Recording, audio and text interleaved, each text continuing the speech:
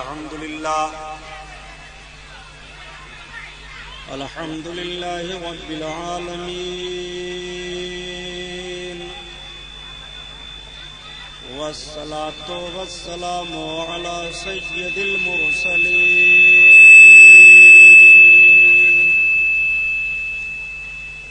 وعلى آله الطاهرين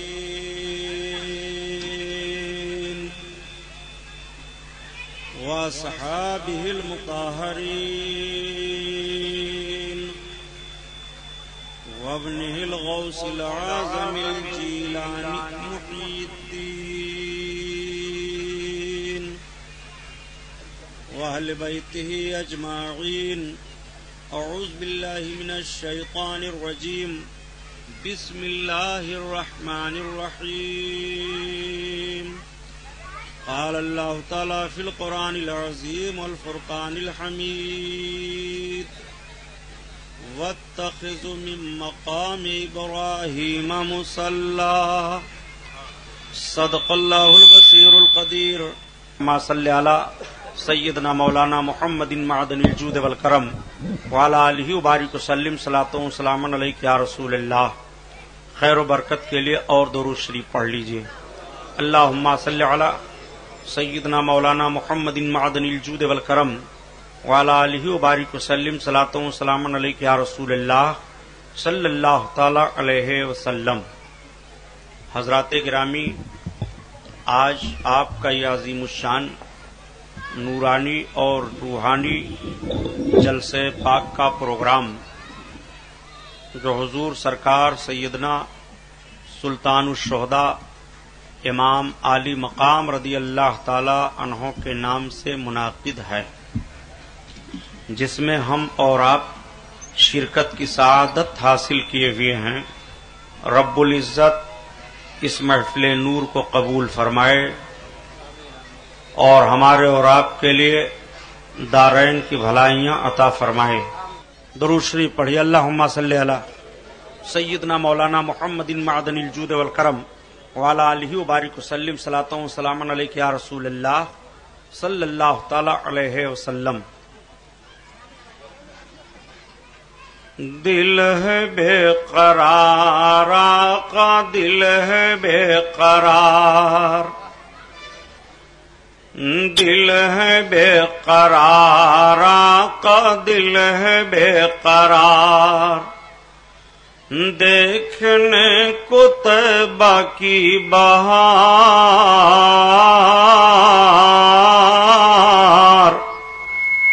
دل ہے بے قرار آقا، دل ہے بے قرار. زر نہیں کہ چل سکوں میں، پر نہیں کہ اڑ سکوں، اور زور ہے نہ تاب ہے کہ اپنے در سے ٹل سکوں. زور ہے نہ تاب ہے کہ اپنے در سے ٹل سکوں. یا رسول اللہ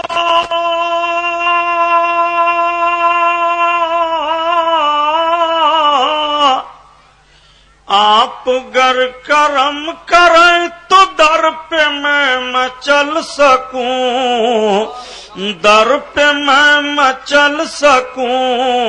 اپنی بے کسی پہ ہوں حضور اشک بار. دل ہے بے قرار آقا، دل ہے بے قرار. دیکھنے کو طیبہ کی بہار، دل ہے بے قرار آقا، دل ہے بے قرار. آپ نے بلایا جنہیں وہ خوش نصیب ہیں، وہ خدا کے پیارے ہیں جو آپ سے قریب ہیں. وہ خدا کے پیارے ہیں جو آپ سے قریب ہیں. یا حبیب اللہ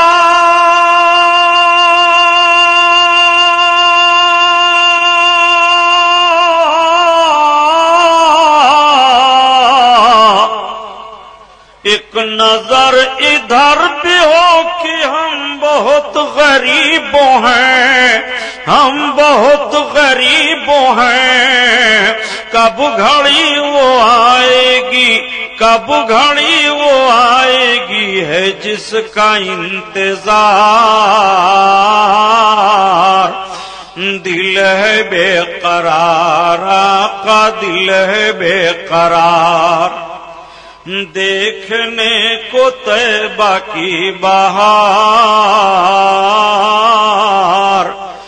دل ہے بے قرار، آقا دل ہے بے قرار، اور شامیانہ رحمتی وہاں پہ تنا ہوا، شامیانہ رحمتی وہاں پہ تنا ہوا، مجمع ملائکہ وہاں پہ لگا ہوا، مجمع ملائکہ وہاں پہ لگا ہوا، ہر کوئی بھکاری اس جگہ کا ہے بنا ہوا، ہر کوئی بھکاری اس جگہ کا ہے بنا ہوا، نور سے بھرا ہوا، نور سے بھرا ہوا مدینے کا دیار، دل ہے بے قرار، آقا دل ہے بے قرار، دیکھنے کو طیبہ کی بہار، دل ہے بے قرار، آقا دل ہے بے قرار۔ درود شریف۔ اللہم صلی علی سیدنا مولانا محمد معدن الجود والکرم وعلی آلہ وبارک وسلم، صلاۃ و سلام علیک یا رسول اللہ صلی اللہ تعالی علیہ وسلم کی شان سے حسان بولے، فدائے حامل قرآن بولے، غلام موتی ایمان بولے، وہ نکتہ رس دقیقہ دان بولے، ادب کا مطلع تابان بولے، وَأَحْسَنُ مِنْكَ لَمْ تَرَقَّتْ عَيْنِي وَأَجْمَلُ مِنْكَ لَمْ تَلِدِ النِّسَاءُ خُلِقْتَ مُبَرَّعًا مِنْ كُلِّ عَيْبٍ کانکا قد خلقتا کما تشاؤ، ہزار بار بشویم دہن سے مشکو گلاب، ہنوز نام تو گفتن کمال بے حد بیست۔ حضرات، یہ محرم الحرام شریف کا مہینہ چل رہا ہے، اس مہینے کی 10 تاریخ کو سرکار سیدنا امام عالی مقام رضی اللہ تعالی عنہ کی شہادت ہوئی کربلا کی سرزمین پر۔ وہ کربلا کا میدان جو کوفہ شہر کے قریب ہے، وہ کوفہ جو ملک عراق میں ایک شہر ہے۔ اللہ کے رسول صلی اللہ علیہ وسلم کے نواسے کی شہادت اسی میدان میں ہوئی۔ آج ہم اور آپ جب محرم کا مہینہ آتا ہے تو ضرور حضرت امام علی مقام کی یاد مناتے رہتے ہیں۔ یاد منانے کے بہت سارے طریقے ہیں، مجلسوں کے ذریعہ سے، حضرت امام حسین کا تذکرہ کر کے، حضرت امام حسین رضی اللہ تعالیٰ عنہ کے نام پر نیاز دلا کر کے، کھچڑے پکا کر کے، سبیلیں پلا کر کے، جواز کی جتنی صورتیں ہیں یاد منانے کی، ان سب طریقوں سے آپ سرکار سیدنا امام علی مقام کی یاد مناتے ہیں۔ کچھ ایسے بھی خرافات امام علی مقام کی یاد منانے میں آ گئے ہیں جن کی شریعت میں کوئی گنجائش نہیں ہے، اور شریعت نہ اس چیز کی اجازت دیتی ہے۔ ہمیں اور آپ کو اس پر عمل کرنا چاہیے۔ سرکار سیدنا امام علی مقام رضی اللہ تعالیٰ عنہ کی یاد یہی ہے جس انداز سے بیٹھ کر کے ہم اور آپ ان کا تذکرہ جمیل اور تذکرہ شہادت کر رہے ہیں۔ سرکار سیدنا امام علی مقام اللہ اکبر، شاہ است بادشاہ است، دین است دین پناہ است حسین، سرداد نداد دست در دست یزید، حقہ کی بنائے لا الہ است حسین، بادشاہ است حسین، شاہ است حسین۔ حضرت امام حسین رضی اللہ تعالیٰ عنہ بادشاہ ہیں، حضرت امام علی مقام شاہ ہیں۔ ایک بادشاہ کی سلطنت کی حد ہوتی ہے، وہ اپنے حدود مملکت کا بادشاہ ہوتا ہے، اس کے سلطنت کی ایک لکیر ہوتی ہے، وہ جہاں تک اس کے قبضہ اور ملکیت میں ملک ہوتا وہاں تک کا وہ شہنشاہ کہلاتا ہے، وہاں تک کا وہ بادشاہ کہا جاتا ہے۔ امام علی مقام کے بارے میں بڑی عقیدت و محبت سے کہا کہ شاہ ہست حسین بادشاہ ہست حسین، حسین شاہ ہیں، حسین بادشاہ ہیں، تو حسین کی بادشاہی اور شہنشاہی کہاں سے کہاں تک ہے، اسی بات کو میں آپ کے ذہن و فکر میں اتارنے کی کوشش کروں گا۔ اگر یہ میری بات آپ حضرات کے ذہن و فکر میں اتر جائے اور امام حسین کی محبت میں آنکھوں سے آنسو کے قطرے بہ جائیں تو خدا کی قسم یہ تصور کر لو کہ امام پاک کی روح پاک کا فیضان آپ کی طرف متوجہ ہو گیا، سرکار امام علی مقام کی روح پاک خوش ہو گئی، اس لیے کہ امام علی مقام کی محبت میں جو آنکھیں بھیگتی ہیں، جو پلک تر ہوتے ہیں، جن نگاہوں سے آنسو کے قطرات بہتے ہیں، وہ آنکھیں بڑی اچھی ہوتی ہیں کہ محبت حسین میں بہ جائیں۔ امام علی مقام کی محبت میں آنسو کے قطرے ٹپک جائیں۔ امام علی مقام کی شہنشاہیت کہاں سے ہے اور کہاں تک ہے تو کسی اور سے نہ پوچھا جائے، کسی مفکر و مدبر سے آپ کو سوال کرنے کی ضرورت نہیں ہے، کسی مفکر سے پوچھنے کی ضرورت نہیں ہے، کسی ملک کے شہنشاہ سے پوچھنے کی ضرورت نہیں ہے۔ آؤ اس دربار عالی میں سوال کیا جائے جس دربار سے بڑھ کر کے کوئی دربار نہیں ہے، جس شہنشاہ سے بڑھ کر کے کوئی شہنشاہ نہیں ہے، جس حاکم سے بڑھ کر کے کوئی حاکم نہیں ہے، جس مالک سے بڑھ کر کے کوئی مالک نہیں ہے۔ آؤ اس کی بارگاہ میں سوال کیا جائے کہ حسین کی شہنشاہیت کہاں سے ہے اور کہاں تک ہے۔ جب یہ سوال کیا جائے گا تو آواز آئے گی، یہ پوچھنے والوں حسین کی شہنشاہیت پوچھ رہے ہو، حسین کی شہنشاہیت کا عالم تو ان کے نانا نے بیان فرما دیا کہ الحسن والحسین سید الشباب اہل الجنہ، حسن و حسین جنتی جوانوں کے سردار ہیں۔ امام حسین کی شہنشاہیت اور بادشاہیت جنت بتائی جا رہی ہے، اور یہی نہیں کہ وہ صرف ان کی شہنشاہیت ہے بلکہ جتنے جنتی ہوں گے وہ ان سب کے سردار ہیں۔ تو جو جنت میں جنتیوں کا سردار ہو تو جنت میں وہی لوگ تو جائیں گے جو دنیا سے جنتی بن کر جائیں گے۔ ایسا ہو ہی نہیں سکتا کہ دنیا میں وہ جہنمی ہو اور آخرت میں اسے جنت مل جائے۔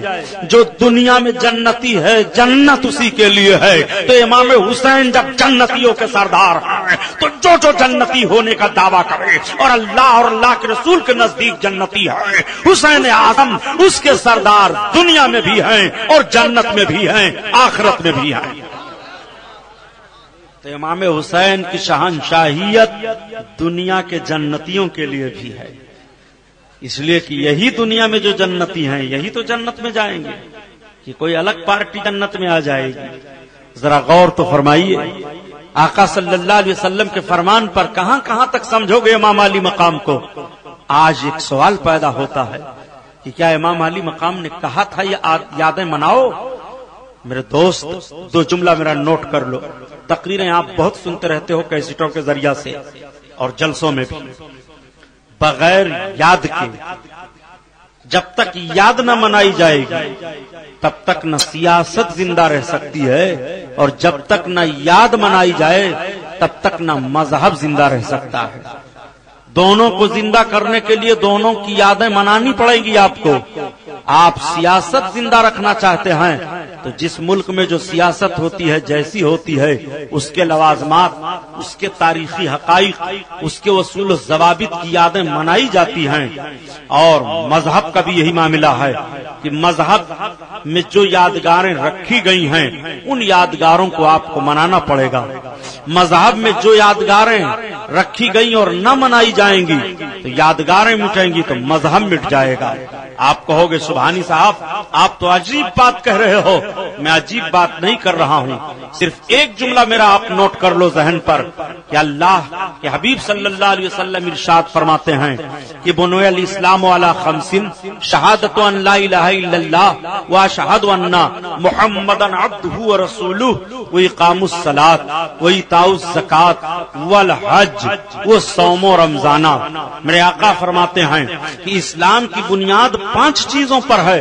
پہلی چیز اس میں سے یہ ہے کہ کلمہ طیب پڑھنا، یعنی گواہی دینا کہ اللہ کے علاوہ کوئی معبود نہیں ہے اور محمد صلی اللہ علیہ وسلم اللہ کے بندے اور اس کے رسول ہیں۔ اور دوسری چیز وہ اقام الصلاۃ اور نماز کا قائم کرنا۔ اب آپ ذرا غور فرما لیجئے، یہ نماز ایک یاد ہی تو ہے۔ 5 وقتہ آپ یاد منا رہے ہو، فجر کا وقت ہو گیا یاد منا رہے ہو، ظہر کا وقت ہو گیا یاد منا رہے ہو، عصر کا وقت ہو گیا یاد منا رہے ہو، عصر کا عشاء کا وقت ہو گیا یاد منا رہے ہو۔ رب کے محبوب ارشاد فرماتے ہیں وَإِقَامُ الصَّلَاةِ، اور نماز کا قائم کرنا یہ دوسرا رکن ہے۔ پتہ یہ چلا کہ نماز یہ یاد ہی تو ہے۔ اب اور آپ غور فرمائیے، آقا ارشاد کہ دوسرا رکن نماز ہے، وہ اقام الصلاۃ اور نماز کا قائم کرنا، اور تیسرا رکن ہے وہ ایتاء الزکات اور زکات کا دینا۔ ہر روز زکات دینا آپ پر فرض ہے نہیں، بلکہ جب آپ کے مال پر حولان حول گزر جائے، 1 سال کامل گزر جائے آپ کے مال پر اور آپ کے ضروریات سے مال ہو تو آپ زکات ادا کریں۔ آج سال کے اس دن پر آپ نے زکات دے دیا ہے، مال آپ کا تجارت میں گھومتا رہا، جب سال کا وہی دن آتا ہے تو پھر زکات آپ پر اب نکال دینا فرض ہے۔ آپ زکات کی یاد منا رہے ہیں، اس دن کی آپ یاد منا رہے ہیں، آپ زکات سے ہٹ کر کے آگے بڑھیے۔ آقا کریم صلی اللہ علیہ وسلم ارشاد فرماتے ہیں والحج، اور حج آپ کے اوپر حج فرض ہے۔ حج کے معاملات کو آپ دیکھ لیں تو خدا کی قسم ایمان تازہ ہو جاتا ہے۔ حاجیوں سے پوچھو حج آپ نے کیا ہے، معاملہ کیا تھا؟ وہ کہے گا میں نے خانہ کعبہ کا طواف کیا ہے، زمزم شریف کا پانی پیا ہے، میں نے صفا اور مروہ کے درمیان دوڑ لگائی ہے، میں نے اپنے بال کو بنوایا ہے، میں مینا میں پہنچ کر کے قربانی کیا ہوں، میں عرفات میں پہنچ کر کے دعا مانگا ہوں، میں مزدلفہ میں پہنچ کر کے رات ٹھہرا ہوں۔ میں آپ سے پوچھنا چاہتا ہوں آخر یہ سب سارے معاملات ہیں کیا؟ آپ عرفات میں کیوں گئے؟ عرفات میں جانے کا نام معاملہ کیا ہے؟ آپ مینا میں قربانی کرنے کیوں گئے؟ آپ مزدلفہ میں رات میں آ کر کے کنکر پتھر میں اور اس ریت میں کیوں ٹھہرے ہیں؟ آپ نے زمزم شریف کا پانی کیوں پی لیا؟ آپ خانے کعبہ کے کنارے کنارے گھومتے کیوں رہے؟ آپ کہو گے سبحانی صاحب ایسی بات بتا رہے ہو جو سمجھنے کے لیے بھی آپ کہہ رہے ہو، اور ایسی بات بتا رہے ہو جس پر کوئی کسی کا اعتراض نہیں ہے۔ جب حضرت ابراہیم علیہ الصلوۃ والتسلیم نے خانہ کعبہ کی بنیاد ڈالی تھی اور رب کی بارگاہ میں عرض کیا تھا مولا میں تیرے لیے گھر بنا رہا ہوں، کس جگہ پر خانہ کعبہ کو حضرت ابراہیم نے بنایا تھا؟ یہ خانہ کعبہ وہ خانہ کعبہ ہے پیارے کہ سب سے پہلے اللہ تعالیٰ نے اسی جگہ سے زمین کی جھاگ کو نکالا اور فرشتوں کے ذریعہ سے وہاں کعبہ بنایا۔ اس کے بعد حضرت آدم علیہ السلام نے کعبہ بنایا، حضرت آدم علیہ السلام کے بعد حضرت شیس نے کعبہ بنایا، حضرت شیس علیہ السلام کے بعد جب طوفان نوح آیا اور کعبہ غرق ہو گیا تو حضرت ابراہیم خلیل اللہ علیہ الصلوۃ والتسلیم نے بنایا۔ مگر حضرت ابراہیم خلیل اللہ علیہ الصلوۃ والتسلیم نے جب کعبہ بنانا شروع کیا تب ذرا مزاج دیکھیے، حضرت ابراہیم علیہ الصلوۃ والتسلیم پتھر اکٹھا کرتے ہیں، آپ کے صاحبزادے حضرت اسماعیل علیہ السلام ہیں، حضرت اسماعیل علیہ السلام باپ کو پتھر دیتے جا رہے ہیں، حضرت ابراہیم دیوار چنتے جا رہے ہیں، اور چاروں طرف سے جب دیوار کو چن کر کے چھت تک مکمل کر دیتے ہیں تو حضرت ابراہیم جس پتھر پر کھڑے ہو کر کے دیوار کو چن رہے تھے اب جب نیچے آ رہے ہیں تو وہ پتھر آہستہ آہستہ نیچے آ رہا ہے۔ پہلے جب دیوار اونچی ہوتی جاتی تھی اسی اعتبار سے پتھر اونچا ہوتا جاتا تھا، زمین کو پتھر چھوڑ رہا ہے، اونچا ہوتا چلا جا رہا ہے، اور جب حضرت ابراہیم پیغمبر نیچے اتر رہے ہیں تو پتھر نیچے نیچے چلا آ رہا ہے۔ جب آپ اپنے قدم کو پتھر سے ہٹا رہے ہیں تو دیکھا دونوں قدم پاک کا نشان بن گیا ہے۔ رب تعالیٰ نے اپنے محبوب کے اس قدم پاک کے نشان کو پسند فرما لیا اور قرآن میں ارشاد فرمایا وَاتَّخِذُوا مِن مَّقَامِ إِبْرَاهِيمَ مُصَلًّى، اور مقام ابراہیم کو نماز پڑھنے کی جگہ بنا لو۔ آج بھی حاجی جاتا ہے تو مقام ابراہیم پر نماز ادا کر رہا ہے۔ میں پوچھنا چاہتا ہوں نماز تو حرم میں ادا ہی کر رہا ہے، مقام ابراہیم پر نماز ادا کرنے کی ضرورت کیا ہے؟ رب تعالیٰ کو اپنے محبوب کے پاؤں کے نشانات پسند آ گئے ہیں، رب تعالیٰ اس یادگار کو برقرار رکھ رہا ہے، اسی یادگار کا نام عبادت ہے۔ وَاتَّخِذُوا مِن مَّقَامِ إِبْرَاهِيمَ مُصَلًّى۔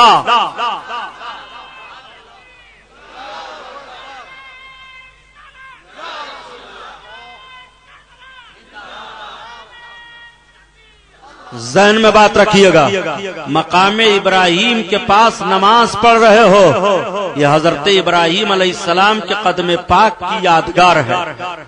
خانہ کعبہ آپ گھوم رہے ہیں، یہ حضرت ابراہیم علیہ السلام کی یادگار ہے۔ اب آپ ذرا دیکھیے، آپ نے کعبہ کا طواف کر لیا، مقام ابراہیم پر آپ نے نماز ادا کر لی، آپ پیچھے ہٹ کر کے زمزم شریف کے کنواں پر آتے ہیں اور اس کنواں کا پانی پیتے ہیں جس کو زمزم کہا جاتا ہے۔ آپ نے کبھی غور کیا یہ زمزم کا معاملہ کیا ہے؟ جب حضرت ابراہیم پیغمبر علیہ الصلوۃ والتسلیم حضرت ہاجرہ اور حضرت اسماعیل کو اس جگہ پر جہاں کعبہ ہے چھوڑ کر کے جانے لگے تو حضرت ہاجرہ نے عرض کیا، میرے تاجدار، آپ ہم کو اس وادی غیر ذی زرع میں نہ جہاں کھیتی ہے، نہ باڑی ہے، نہ درخت ہے، نہ پانی ہے، نہ کچھ ہے، صرف چاروں طرف سے پہاڑیاں ہیں، چھوڑ کر کے جا رہے ہیں، معاملہ کیا ہے؟ حضرت ابراہیم علیہ السلام فرماتے ہیں رب کا حکم ہے۔ وہ عورت تھی، پیغمبر کی بیوی ہیں، دوسرے پیغمبر کی ماں ہیں، شوہر کی بات کو تسلیم کر لیا کہ جب میرے رب کا حکم ہے تو میرا رب میرا محافظ ہے۔ حضرت ابراہیم علیہ السلام چلے گئے، آپ کا دیا ہوا جو تھوڑا سا کھجور اور پانی تھا، کھانے پینے کا سامان وہ ختم ہو گیا۔ اب حضرت ہاجرہ رضی اللہ تعالی عنہا جب کچھ پانی نہیں پی رہی ہیں، کوئی غذا جسم میں نہیں جا رہی ہے تو دودھ خشک ہو گیا۔ حضرت اسماعیل علیہ السلام کو اب دودھ کہاں سے پلائیں؟ حضرت اسماعیل کو وہیں پر سلا دیا اور پہاڑی پر گئیں، پیچھے مڑ کر کے دیکھا پہاڑی ہے، اس پہاڑی پر گئیں جس پہاڑی کا نام صفا ہے۔ حضرت ہاجرہ اس پہاڑی پر چڑھ کر کے دیکھنے لگی کہ کسی طرف پانی ہے کہ نہیں ہے، کوئی آدمی آ رہا ہے کہ نہیں آ رہا ہے، کوئی سہارا میرا ہے کہ نہیں ہے۔ حضرت ہاجرہ خدا کی عبادت کی نیت سے نہیں پہاڑی پر گئی ہیں بلکہ نبی کی محبت میں گئی ہیں۔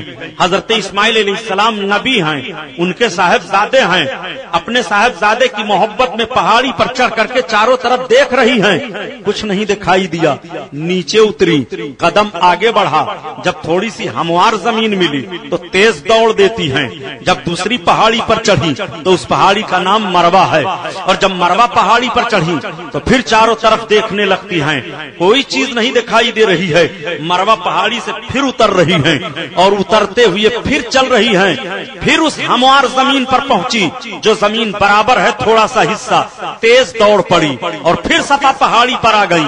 حضرت ہاجرہ 7 چکر لگاتی ہیں، پوچھو ہاں جو حاجیوں سے پوچھو کہ صفا پر چڑھ کر کے حاجی جب چلتا ہے تو ہموار زمین پر پہنچتا ہے تو اسی اعتبار سے چلتا ہے جس اعتبار سے حضرت ہاجرہ تیز چلی ہے، اور پہاڑی پر وہ چڑھتا ہے اسی اعتبار سے چڑھ رہا ہے جس انداز سے حضرت ہاجرہ چڑھی ہے۔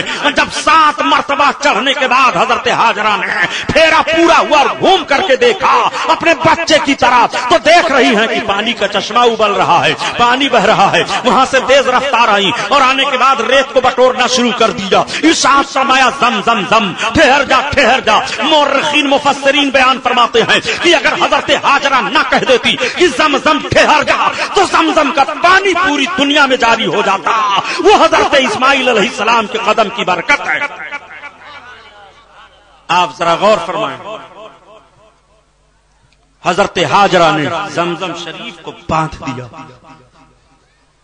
اب آپ دیکھیں یہ زمزم شریف حضرت اسماعیل علیہ السلام کے مقدس ایڑی سے لگا ہوا پانی ہے جس کو رب تعالیٰ نے سید الملائکہ حضرت جبریل کے ذریعہ سے جاری کر دیا۔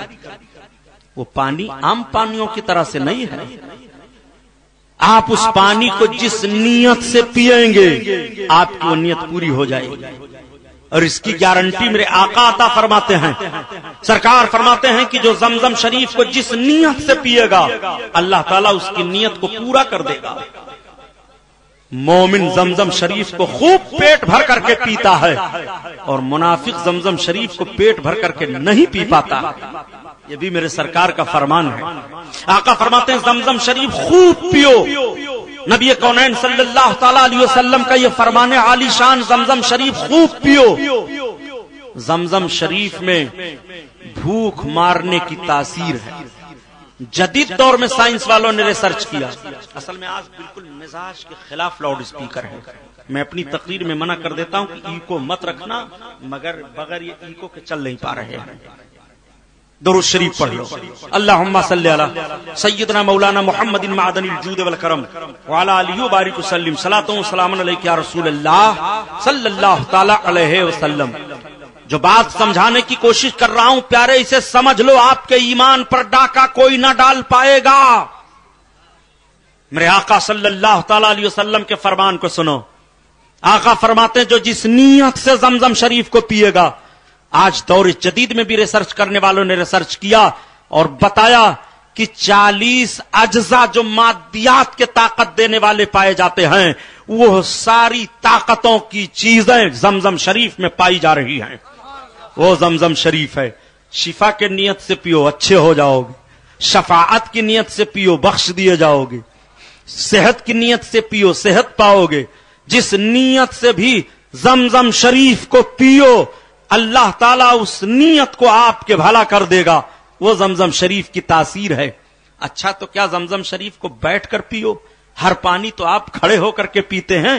آپ کہو گے سبحانی صاحب نہیں، اگر میں کھڑے ہو کر کے پیوں گا تو مفتیان کرام، علماء کرام، شریف طبقہ، مسائل دینیا کو جاننے والے لوگ کہیں گے یہ ادب کے خلاف ہے، تمہیں پانی اس طرح سے نہیں پینا چاہیے، بیٹھ کر کے پانی پیو. بمبئی کا پانی ہم پیئیں تو بیٹھ کر کے پیئیں، یہاں کے نل کا پیئیں تو بیٹھ کر کے پیئیں، پوری دنیا کا پانی پیئیں تو بیٹھ کر کے پیئیں. لیکن جب زمزم شریف کا پانی ہم پیئیں گے تو کھڑے ہو کر کے پیئیں گے. اور وہ بھی نہیں، جہاں بھی زمزم شریف کا پانی پیو گے کھڑے ہو کر کے پیجئے. مسجد میں پیجئے تب بھی کھڑے ہو کر پیجئے، اپنے گھر میں پیجئے تب بھی کھڑے ہو کر پیجئے، بازار میں پیجئے تب بھی زمزم شریف کا پانی کھڑے ہو کر پیجئے. میں آپ سے پوچھنا چاہتا ہوں، آپ وہیں پر پھر سوال کر سکتے ہو کہ ہم زمزم شریف کا پانی پئیں تو کس طرف اپنے رخ کو کر کے پی لیا کریں زمزم شریف کا پانی. تو فوراً آپ کو یہ قانون مل جائے گا، یہ ذہن شریعت کا مل جائے گا کہ اور پانی تو اپنے گھر میں رہ کر کے کسی بھی طرف منہ کر کے پی، کوئی بات نہیں ہے، مگر زمزم شریف کے پینے کا ادب یہ ہے کہ وہ پانی پی تو قبلہ کی طرف منہ کر کے پی، کھڑے ہو کر کے پیو. یہ ادب بتایا جا رہا ہے. میں آپ سے پوچھنا چاہتا ہوں پیارے، آخر یہ فرق کیا ہے؟ اس لیے تاکہ پتہ چل جائے کہ زمزم شریف کا پانی اور پانی یہ برابر نہیں ہے. آپ ذرا غور کر لو، جب پانی اور پانی میں برابری نہیں ہو سکتی ہے تو آدمی کیسے برابر ہو سکتا ہے؟ درجہ کیسے برابر ہو سکتا ہے؟ ہم اور آپ کیسے برابر ہو سکتے ہیں؟ رب تعالیٰ نے جب پانی کو برابر نہیں رکھا ہے تب کیسے برابری ہو سکتی ہے؟ ایک ذہن اور دے دوں، بڑے پتے کی بات ہے. ہم اور آپ برسات کا مہینہ پاتے ہیں، بارش ہوتی رہتی ہے، لیکن جو لوگ کھیتی باڑی سے تعلق رکھتے ہیں یا دیہات کے رہتے ہیں وہ ہندی مہینوں کے اعتبار سے نچھتروں کو بھی جانتے ہیں. بارش کا آخری حصہ جب آتا ہے تو اسے سیواتی کہتے ہیں. آپ نے غور کیا سیواتی کا پانی کتنا قیمتی ہوتا ہے؟ اور پانی برسے تو کوئی بات نہیں ہے، لیکن سیواتی کی بوندیں جب پڑتی ہیں تو ہر بوند کی قیمت ہوتی ہے. اور پانی برسے آسمان کا سمندر میں گرے، سمندر بھر جائے، کوئی بات نہیں ہے. جیسے اس سال طوفان آ گیا، سمندر سے طوفان اٹھا، آسمان سے بارش ہو رہی ہے، پورے بمبئی میں اثر ہو گیا. لیکن آپ اندازہ لگائیں، برسات کے آخری ماہ میں اور آخری بارش کے قطرے جب گرتے ہیں تو اسی سمندر کے کنارے سیپیاں اپنے اپنے منہ کو کھولے ہوئے ہیں. وہ قطرہ گر جائے، وہ قطرہ گر جائے. آخر میں عرض کرتا ہوں آپ سے کہ آپ نے کبھی سیپیوں سے پوچھا، اے سیپیو تم تو سمندر ہی میں ہو، سمندر کے کنارے ہو، تمہیں پانی کی ضرورت کیا ہے؟ اتنے بھاری ساغر میں تم موجود ہو، تم ایک قطرے پانی کے لیے کیوں ترس رہے ہو؟ تو آواز آئے گی، اے اللہ کا بندہ تو نے نہیں سمجھا، ارے سمندر کے پانی سے موتی نہیں پیدا ہوتا ہے، یہ پانی جو گرے گا سیواتی کا اور اس کا ایک قطرہ میرے منہ میں چلا جائے گا تو موتی پیدا ہو جائے گا. آسمان کا پانی سیواتی کا اور پانی کی طرح سے نہیں ہے تو پیارے انسان کیسے برابر ہو سکتے ہیں؟ نبی اور غیر نبی میں برابری کیسے ہو سکتی ہے؟ پانی کے فرق کو آپ سمجھ لو تو کبھی بھی بد مذہب نہیں ہو سکتے ہو. بات سمجھ میں آ رہی ہے؟ ذرا غور کیجئے. زمزم شریف کا پانی پینا، زمزم شریف کا احترام کرنا، یہ حضرت اسماعیل علیہ السلام کی یاد ہے. اچھا آپ دونوں پہاڑیوں پر دوڑتے کیوں ہیں صفا اور مروہ پر؟ ابھی میں نے پورا واقعہ بیان کیا کہ صفا اور مروہ پر آپ دوڑ رہے ہیں. حضرت ہاجرہ حضرت اسماعیل کی ماں اللہ کی عبادت के लिए नहीं दौड़ी थी, अपने बेटे की मोहब्बत में दौड़ रही थी। मगर नबी की मोहब्बत में मां दौड़ी हैं दोनों पहाड़ियों पर। रब को यादा पसंद आ गई।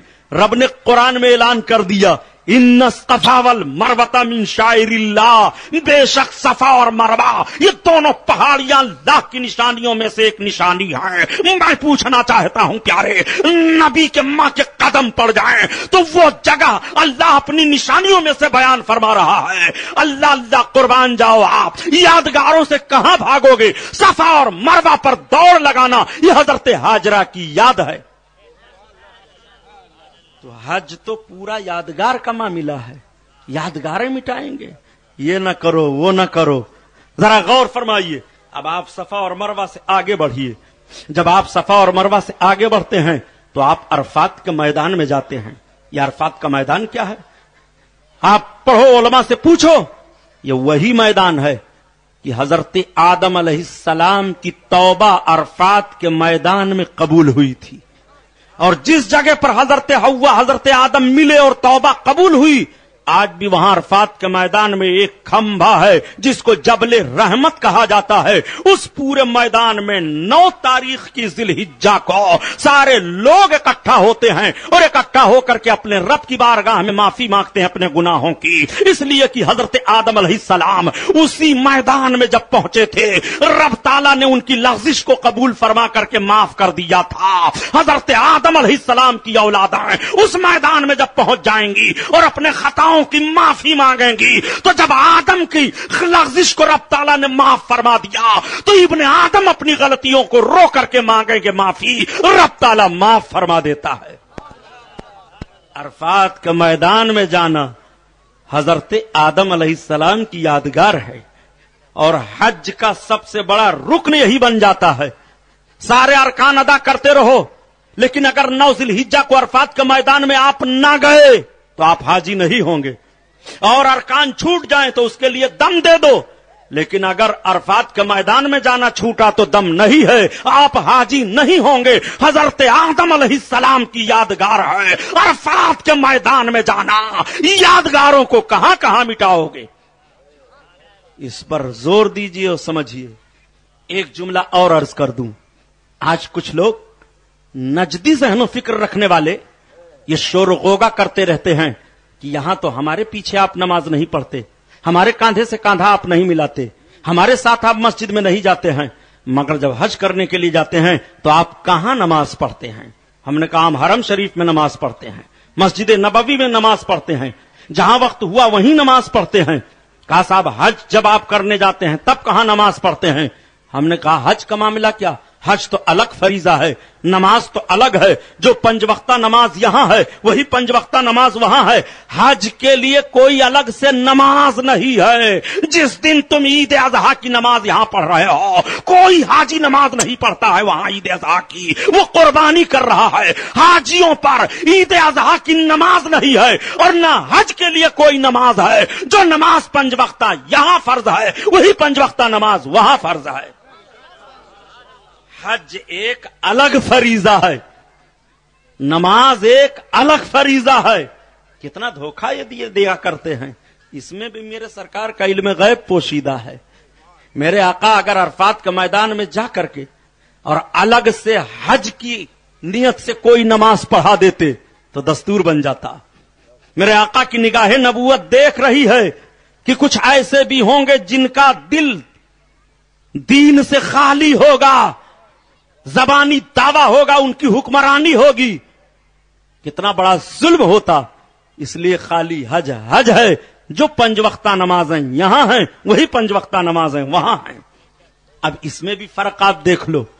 अरफात के मैदान में 9 तारीख को सब जमा हो गए। जमा होने के बाद दुआ मांग रहे हैं, जोहर और असर की नमाज अदा कर रहे हैं। इमाम सहीहुल अकीदा है तो जोहर की नमाज इमाम के पीछे पढ़ो, सहीहुल अकीदा नहीं है तो आप अलग से पढ़ो। آپ کے اپنے لوگ ہیں تو جماعت کر کے اپنے لوگ پڑھو.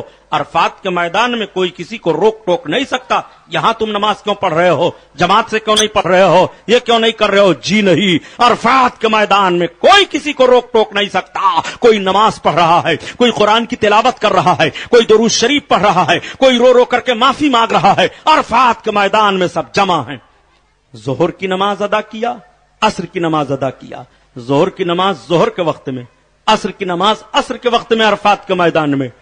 اب جب دن غروب ہو گیا تب حاجی لوگ عرفات کے میدان سے نکلنے لگتے ہیں.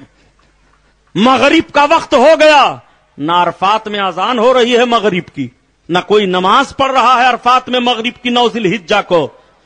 اختیار رسول پر گفتگو کرنے والے نجد کی بدماش اولادو, میں تم سے پوچھنا چاہتا ہوں, اپنے نبی کا اختیار کہاں کہاں دیکھو گے؟ عرفات کے میدان میں کسی حاجی کی ہمت نہیں ہے کہ جب مغرب کا وقت ہو گیا تو اذان دے اور کوئی امامت کرے یا نماز پڑھ لے. نہیں, نکلو عرفات کے میدان سے سب. کیوں بھگا رہے ہو بھائی, کیوں نکال رہے ہو؟ نہیں نکلو. تم اب تک ٹھہرے رہے, اب اجازت نہیں ہے ٹھہرنے کی. رات نہیں رہنے دو گے؟ نہیں, رات نہیں رہنے دیں گے. اچھا نماز پڑھ لیں؟ نہیں, نماز مغرب کی یہاں مت پڑھنا. چلو سب, کہاں چلیں؟ مزدلفہ. اس میدان کو چھوڑو, ایک دوسرا میدان آ رہا ہے, چلو وہاں مغرب کی نماز پڑھنا. صاحب جب وہاں ہم پہنچیں گے تو مغرب کا وقت تو ختم ہو جائے گا, عشاء کا شروع ہو جائے گا. چاہے عشاء کا وقت شروع ہو جائے چاہے صبح ہو جائے, چلو سب وہیں. یہاں نماز نہیں پڑھ سکتے. 9 ذی الحجہ کو مغرب کے وقت کی نماز بمبئی میں مغرب کے وقت میں پڑھو. جان بوجھ کر قضا کرو گے تو مجرم بنو گے. مدینہ شریف کے لوگ مدینہ شریف میں پڑھیں. خود مکہ والے جو حج کرنے عرفات میں 9 ذی الحجہ کو نہیں گئے ہیں وہ مکہ میں مغرب کی نماز پڑھیں, اذان دیں.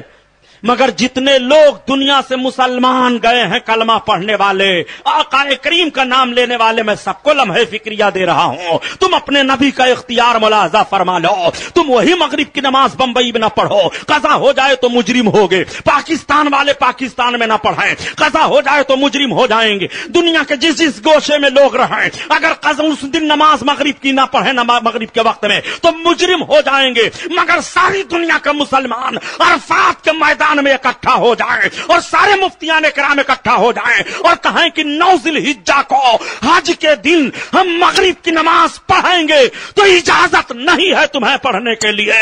مغرب کی نماز عرفات کے میدان میں 9 ذی الحجہ کو نہیں پڑھ سکتے ہو. تو کیا قرآن نے کہیں بیان کیا ہے کہ 9 ذی الحجہ کو عرفات کے میدان میں مغرب کی نماز نہ پڑھنا, مزدلفہ میں پڑھنا؟ قرآن میں تلاشو, دکھاؤ قرآن میں کہیں ہو تو. ہر بات قرآن میں تلاشو.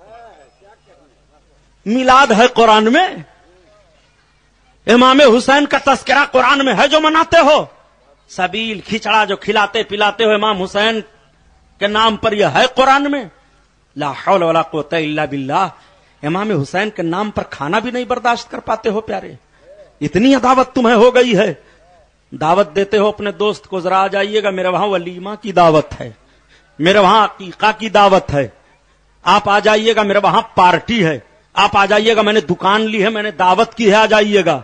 پیارے کھانوں کی نسبت آپ اپنے طور پر تو کیا کرتے ہو, یہ شادی کا کھانا ہے, یہ ولیمہ کا کھانا ہے, یہ میرے دوست کا کھانا ہے, یہ عقیقہ کا کھانا ہے, یہ جنم دن کا کھانا ہے, سالگرہ کا کھانا ہے. سالگرہ مناتے ہیں اپنے بچوں کا, اخباروں میں دیتے ہیں. میں آپ سے پوچھنا چاہتا ہوں, ان ساری چیزوں کی طرف کھانے کی نسبت کر دو تو گٹا گٹ نکلتے چلے جا رہے ہیں. اور اگر آپ نے کہہ دیا غوث پاک کا مرغا ہے, بالکل حرام. امام علی مقام کا کھچڑا ہے, ارے غلط, بالکل نہیں کھانا چاہیے. کیوں بھائی؟ یہ کہہ دیا گیا کہ یہ امام حسین کا کھانا ہے, نسبت کر دی گئی تو حرام ہو گیا کھانا. لاؤ, کہیں بھی نسبت کرنے سے کھانا حرام ہوا ہو تو تمہیں شرم آنی چاہیے. قرآن میں رب بیان فرماتا ہے, اگر کہیں دکھاؤ کہ حاجیوں 9 ذی الحجہ کو عرفات کے میدان میں تم مغرب نہ پڑھنا, مزدلفہ میں پڑھنا, کہو گے سبحانی صاحب قرآن میں نہیں ہے, رسول کی حدیث میں ہے. تو قرآن تو اعلان کر رہا ہے کہ نماز کو نماز کے وقتوں میں ادا کرو. نماز کو نماز کے وقتوں میں ادا کرو. رب تعالیٰ نے ارشاد فرمایا ہے کہ نماز اپنے وقتوں پر فرض ہے, اس کے وقت میں ادا کرو. تو عرفات کے میدان میں آپ وقت الٹ کیوں رہے ہیں جناب؟ قرآن پر زیادتی کیوں کر رہے ہیں؟ کیا قرآن چھوڑ کر کے رسول کی حدیث پر عمل کرنا چاہیے؟ آپ سمجھتے نہیں ہو تو ان کے چکر میں پھنس جاتے ہو, عقیدہ بگاڑ رہے ہو.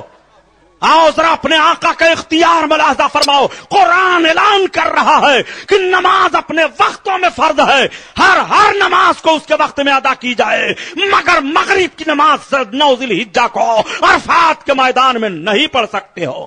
نعرہ تکبیر, نعرہ رسالت, جشن شہید اعظم علماء اہل سنت علامہ سبحانی صاحب قبلہ, نعرہ تکبیر, نعرہ رسالت, سبحان اللہ. سب پہنچ گئے مزدلفہ میں. بھائی عشاء کا وقت ہو گیا, عشاء پڑھائیں پھر مغرب نہیں. پہلے تم مغرب پڑھو قضا کی نیت سے, نہیں ادا کی نیت باندھو. عجیب آدمی ہو, وقت ہے ہی نہیں اور ادا کی نیت باندھیں.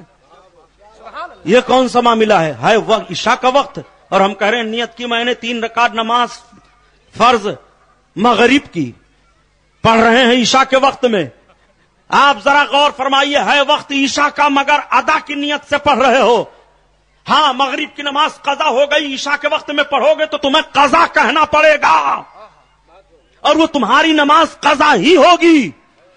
لیکن آؤ مزدلفہ کے میدان میں تم کہتے ہو کہ ہم مغرب کی نماز ادا کر رہے ہیں. ادا ہو رہی ہے, مغرب پڑھ لو پھر عشاء پڑھ لو. ذرا غور تو فرمائیے پیارے, آپ نے جب غور کیا یہ ایسا ہوا کیوں؟ میرے آقا نے ایسا کیا, عرفات کو چھوڑ دیا, مزدلفہ میں چلے آئے. شہدائیوں نے عرض کیا یا رسول اللہ, فرمایا مغرب کی نماز پہلے پڑھو ادا کی نیت سے, پھر عشاء پڑھو ادا کی نیت سے. قرآن اعلان کر رہا ہے, اب کچھ سوچنے کی تمہیں ضرورت نہیں ہے. ما آتاکم الرسول فخذوا وما نہاکم عنہ فانتہوا. میرا رسول جو تمہیں دے وہ لے لو, اور جن چیزوں سے میرا رسول روکے رک جاؤ. سبحان اللہ, سبحان اللہ. اس سے بھاری اور اختیار مصطفیٰ کیا دیکھو گے؟ اور کسے کہتے ہیں اختیار مصطفیٰ؟ اسی لیے تو اعلی حضرت عظیم البرکت نے کہا, نبی کا کلمہ پڑھنے والے خوش عقیدہ مسلمانوں سنو, تمہارے نبی کی شان کیا ہے کہ خلق کے حاکم ہو تم اور رزق کے قاسم ہو تم. یا رسول اللہ, خلق کے حاکم ہو تم اور رزق کے قاسم ہو تم, اور جو ملا تم سے ملا تم پہ کروڑوں درود.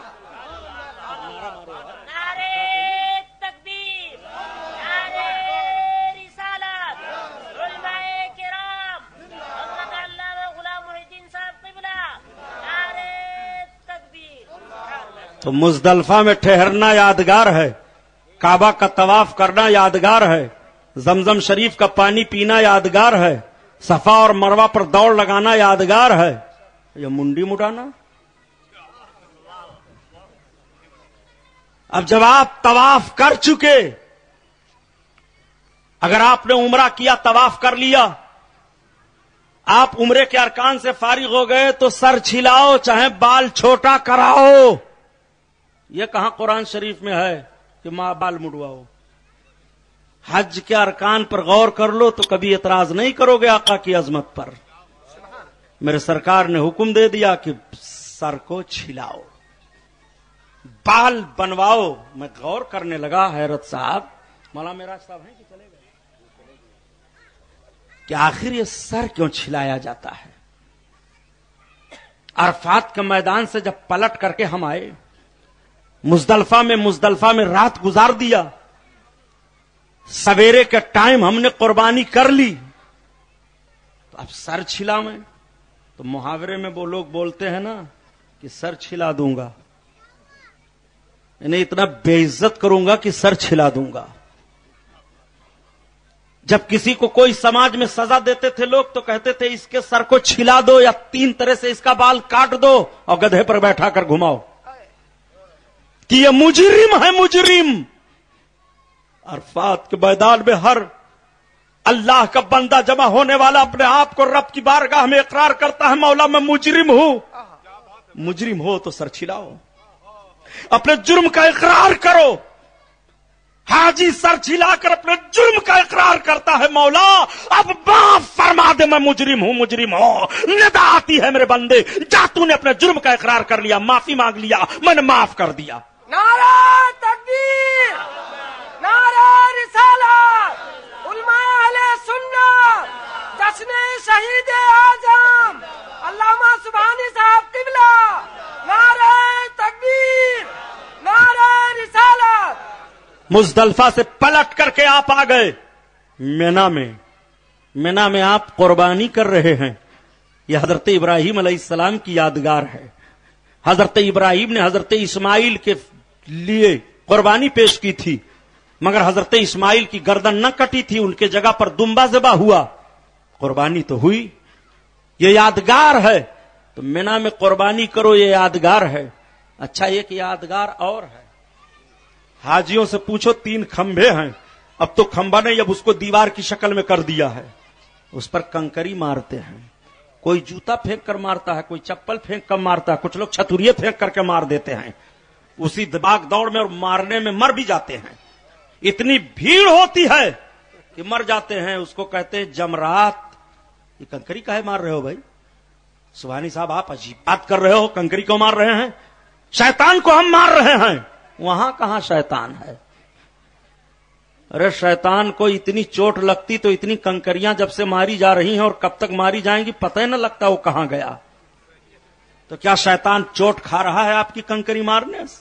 یہاں بندوق بھالا چلاؤ اس کو کچھ پتہ ہی نہیں چلتا ہے, یہ کنکری مار رہے ہیں. کیسی بات کر رہے ہو؟ ہم شیطان کو مار رہے ہیں. مطلب یہ ہے کہ جب حضرت ابراہیم علیہ السلام حضرت اسماعیل کو لے کر کے خدا کی بارگاہ میں چلے تھے کہ قربانی پیش کروں گا, تو شیطان حارج ہو رہا تھا, دخل ڈال رہا تھا, اور 3 مقام پر دخل اس نے ڈالا. حضرت ابراہیم نے مارا کنکری پھینک کر کے اس کو ذلیل و رسوا کیا. شیطان کی یہ ذلت و رسوائی جو حضرت ابراہیم و اسماعیل کے ذریعہ ہوئی, رب تعالیٰ نے اس ادا کو پسند کر لیا, حج کا رکن قرار دے دیا جاتا ہے. اب جب اسماعیل اور ابراہیم کی قربانی کے لیے آؤ گے تو تمہیں اسی مقام پر مارنا پڑے گا جہاں انہوں نے شیطان کو مارا تھا. شیطان کو چوٹ تو نہیں لگ رہی ہے مگر ذلیل کیا جا رہا ہے, اس کو بے عزت کیا جا رہا ہے, اس کو رسوا کیا جا رہا ہے, اور سارے لوگ کنکری مار رہے ہیں. تو شیطان کی یادگار یہ ہے. عجیب معاملہ ہے یار, شیطان کو مار مار کر کے شیطان کو یاد کرو تو عبادت ہو رہی ہے. امام حسین کا دن آ جائے شہادت کا تو بدعت اور شرک اور حرام و ناجائز سب ہو گیا. ذرا غور فرمائیے, شیطان کو آپ نے مارا, حضرت ابراہیم علیہ السلام نے مارا تھا,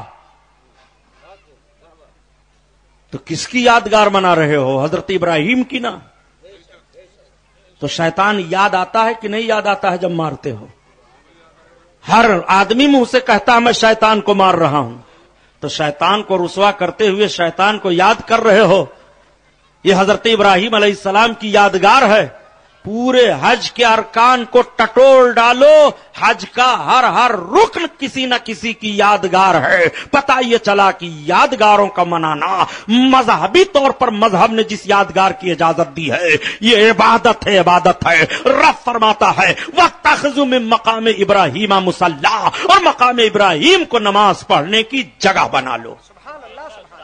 مینا کے میدان میں قربانی ہوئی, نہ حضرت اسماعیل علیہ السلام کی گردن کٹی, نہ خون بہا, نہ جنازہ تڑپا. کربلا کے میدان میں معاملہ کیا ہوا؟ کربلا کے میدان میں آخر حالات کیا ہوئے؟ کربلا کے میدان میں حضرت امام حسین کے جوان بیٹے شہید ہوئے, جوان بھتیجے کا جنازہ تڑپا, بھائی کا بازو کٹا, خیمہ جلا دیا گیا, چادریں چھین لی گئیں. دولت و ثروت کا معاملہ تو تھا نہیں, جو کچھ سامان تھے وہ قبضہ میں کر لیے گئے, اسیر بنا لیا گیا. یہ سارے حالات لائے گئے اور صرف حضرت امام حسین کے گلے پر تلوار نہ چلی تھی بلکہ گھوڑوں کو دوڑا کر کے جس میں پاک کو مسئلہ کیا گیا. اتنی عظیم قربانی جو دین کے لیے ہوئی ہے, کیا وہ قربانی بھلائی جا سکتی ہے؟ نہیں بھلائی جا سکتی. میدان مینا کی قربانی کی یادگار ذی الحجہ میں ہو رہی ہے اور میدان کربلا کی یادگار محرم کے مہینہ میں ہو رہی ہے. ہمارا سال بھی ختم ہوتا ہے تو قربانی پر, اور ہمارا سال بھی شروع ہوتا ہے تو قربانی پر. اسلام کے دامن میں اس کے سوا کیا ہے؟ ایک ضرب ید اللہ, ایک سجدہ شبیری. امام علی مقام کی یاد مناؤ تاکہ یہ ذہن و فکر رہے اور تازہ رہے کہ امام کس بنیاد پر شہید ہوئے. لاکھ ذہن و فکر دینے کی کوشش کی جا رہی ہے. امام نے حکومت وقت کی بغاوت کی تھی, خلافت چاہ رہے تھے. میں پوچھنا چاہتا ہوں, حکومت وقت کی ضرور آپ نے بغاوت کی تھی اور خلافت چاہ رہے تھے, مگر حسین کی خلافت اپنے اقتدار کے لیے نہیں تھی, اپنے نفس کے لیے نہیں تھا, اپنے ذاتی فائدے کے لیے نہیں تھا. حسین تو اتنے عظیم الشان ہیں, اتنے عظیم الشان ہیں کہ ان کے نانا نے انہیں اقتدار دے دیا تھا. حسین نے جو ایسی حکومت کی بغاوت کی تھی قیامت تک کے لیے ذہن و فکر دے دیا تھا. اے نانا کے کلمہ پڑھنے والوں, اگر حکومت کی طرف سے تمہارے عمل پر ڈاکہ ڈالا جائے تو اس حکومت کو لات مار دینا. اگر حکومت کی طرف سے تمہارے ایمان پر ڈاکہ ڈالا جائے تو حکومت کو تم لات مار دینا. اگر یہ تمہیں اس حکومت کے مقابلہ کرنے کے لیے گردن دینی پڑے, حسین کی گردن یاد کر لینا. جوان بیٹا دینا پڑے, علی اکبر کو یاد کر لینا. بھتیجا جائے قاسم کو یاد کر لینا. بچہ قربان ہو علی اصغر کو یاد کر لینا. ماں اور بہنوں کی بات ہو تو کربلا کی سرزمین پر زینب کو یاد کر لینا. شہربانوں کو یاد کر لینا. ام رباب کو یاد کر لینا. بھائی کا معاملہ ہو عباس کو یاد کر لینا. بوڑھوں کا معاملہ ہو مسلم بن اوسجا کو یاد کر لینا. حبیب ابن مظاہر کو یاد کر لینا. کربلا کا ایک ایک نقشہ تمہیں حکومت وقت کی غداریوں اور ناجائز پالیسیوں سے جو دین پر تمہارے دخل کر رہے ہوں تمہیں چیلنج کر رہا ہے. اسی لیے مولانا محمد علی جوہر نے کہہ دیا کہ قتل حسین اصل میں مرگ یزید ہے. اسلام زندہ ہوتا ہے ہر کربلا کے بعد. نعرہ تکبیر, نعرہ رسالت, جشن شہید اعظم علامہ سبحانی صاحب قبلہ, نعرہ تکبیر. سبحان اللہ. جب ہم نے غور کیا علامہ کے اس شعر پر کہ قتل حسین اصل میں مرگ یزید ہے, اسلام زندہ ہوتا ہے ہر کربلا کے بعد, تو کربلا تو ایک ہے. ہر کربلا کا معاملہ کیوں کہا گیا؟ ذہن و فکر مل رہا ہے. جب جب کربلا کی طرح سے مسلمانوں کی طرف سے معاملات ہوتے رہیں گے اسلام زندہ ہوتا رہے گا, اور اسلام کی زندگی کربلا ہی کے بعد ہے. اگر اسلام کی زندگی دیکھنا چاہتے ہو, اسلام کا وقار دیکھنا چاہتے ہو, تو تمہیں حسینی عمل میں بھی بننا پڑے گا اور تمہیں حسینی ہر موڑ پر بننا پڑے گا. قتل حسین اصل میں مرگ یزید ہے. اسلام زندہ ہوتا ہے ہر کربلا کے بعد. بس انشاءاللہ پھر بیان ہوگا. اللہ اس محفل کو قبول فرمائے. وما علینا الا البلاغ. السلام علیکم. میں چونکہ تھکا ہوا ہوں, یہ خاک کربلا ہے کیسٹ, اس کو آپ خرید لیں گے, اور کاپڑیا نگر کی, اور یہ پھر ہے مدینے سے کربلا تک, یہ بھی کیسٹیں ہیں, آپ لیتے جاؤ. مفصل بیان سنو اپنے گھروں میں تاکہ بچوں کو دینی شعور ہو, بدعملیوں سے دور رہیں, حضرت امام حسین سے محبت ہو. اور یہ خطبات خواتین ہے, عورتوں کو پڑھنے کے لیے کتاب, اس کتاب کو بھی آپ لیتے جائیں.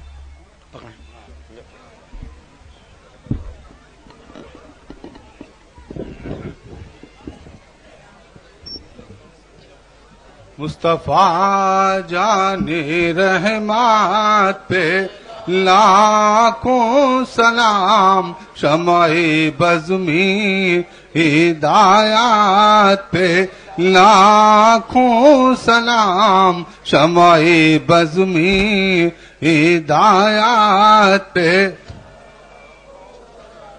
شب اسرا کے دولہا پہ دائم درود، شب اسرا کے دولہا پہ دائم درود، نوشے بزم جنات پہ لاکھوں سلام، مصطفیٰ جان رحمت پہ لاکھوں سلام، شمع بزمی ہدایات پہ جن کے سجدے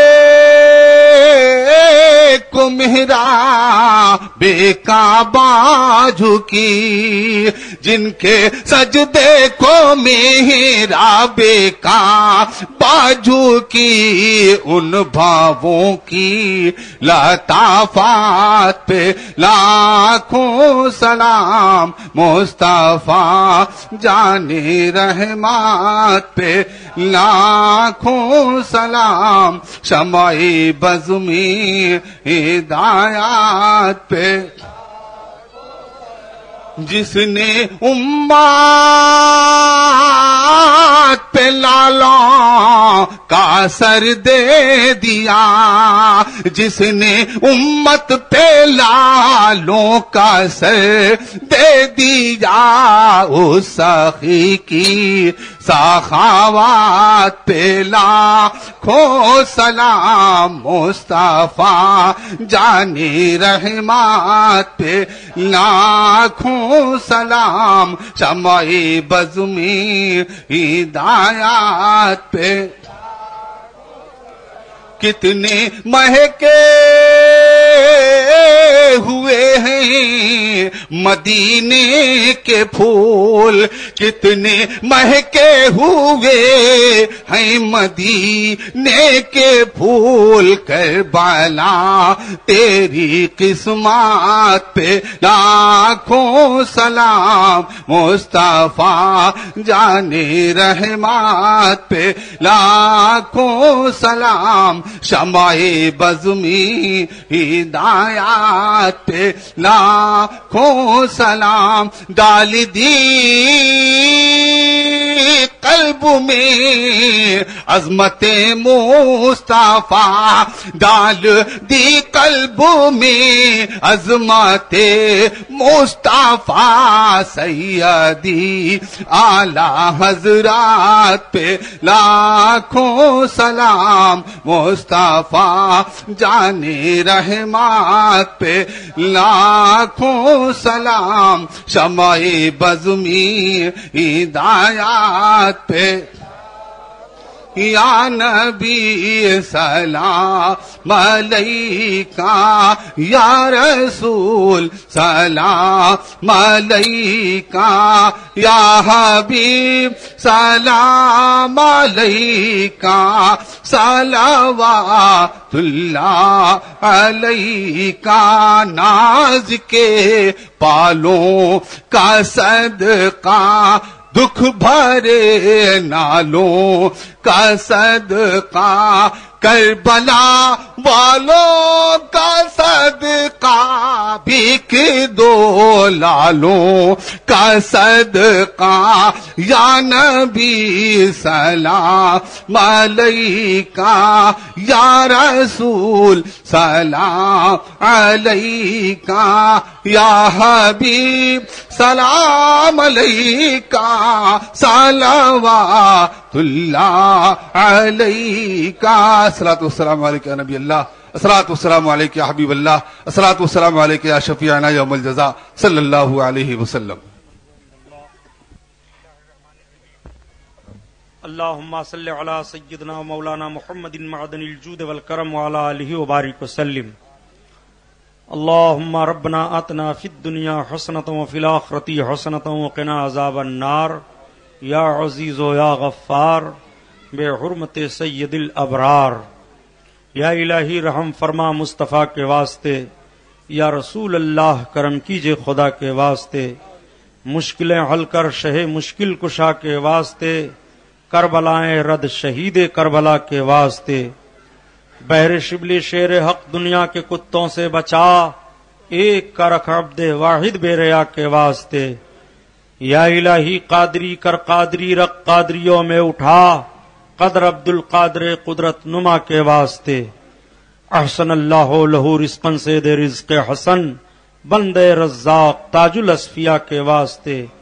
دے محمد کے لیے روزی کا رحمت کے لیے، خان فضل اللہ سے حصہ گدا کے واسطے۔ قال تعالی فی شان حبیبہ، بسم اللہ الرحمن الرحیم، ان اللہ وملائکتہ یصلون علی النبی یا ایھا الذین آمنوا صلوا علیہ وسلموا تسلیما۔ اللہم صل علی سیدنا مولانا محمد مختلف الملوان تاقبل الاسران وکر الجدیدان واستقل الفرقدان وبلغ روحه وارواح اہل بیتہ من التحیۃ والسلام وبارک وسلم علیہ کثیرا بجاہ سید النبی الامین المکین الرؤوف الرحیم الکریم، آمین یا رب العالمین یا اکرم الاکرمین بہ نستعین۔